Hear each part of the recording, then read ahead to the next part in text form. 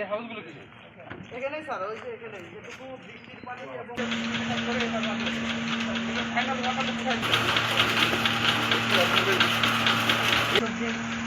পানি দেখেন আচ্ছা প্রোডাকশনের অনুমতি আছে আপনাদের?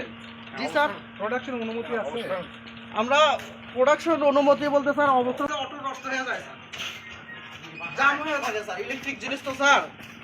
এই যে এটা আপনার এটা একটা ফিডব্যাক হয় থাকবে, আপনি সুইচ দিবেন, যখন পানি হবে সুইচ দিবেন।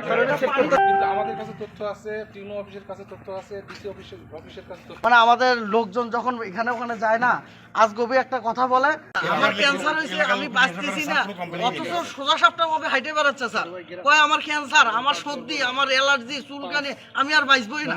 ঠিক আছে স্যার, জি স্যার, রাজি? ঠিক আছে স্যার। সেটআপ শেষ করার পরে লাইসেন্স, পরিবেশের যে ছাড়পত্র সেটা নেবেন, আদার জেলার ফায়ার লাইসেন্স, কলকারখানার লাইসেন্স। যথাযথ আইনগত প্রক্রিয়া অনুসরণ করে আপনাদের ইলেকট্রিসিটি লাইন ডিসকানেক্ট করা হবে।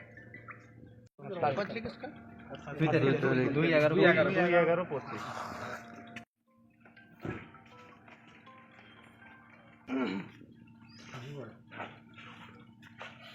পরিবেশগত ছাড়পত্র ছাড়া তো কোনো শিল্প প্রতিষ্ঠান চালালে সেটাকে আমরা অবৈধভাবে চালাচ্ছে বলেই অ্যাড্রেস করি। তো কোনো শিল্প প্রতিষ্ঠান পরিবেশগত ছাড়পত্র ছাড়া চালাতে পারে না। এখানে পরিবেশগত অবস্থানগত ছাড়পত্র দেওয়া হয়েছে।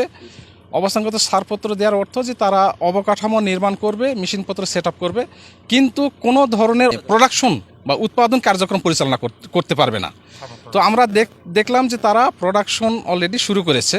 তো আমরা এসে প্রোডাকশন যাতে শুরু না করে এই জন্য আমরা নিষেধ করে গেলাম। যদি পরিবেশগত ছাড়পত্র প্রাপ্তির পূর্বে উৎপাদন কার্যক্রম চালায় তাহলে আমরা যথাযথ আইনগত ব্যবস্থা গ্রহণ করব। না, আপাতত কোনো জরিমানা করা হলো না, আমরা মৌখিকভাবে সতর্ক করে গেলাম।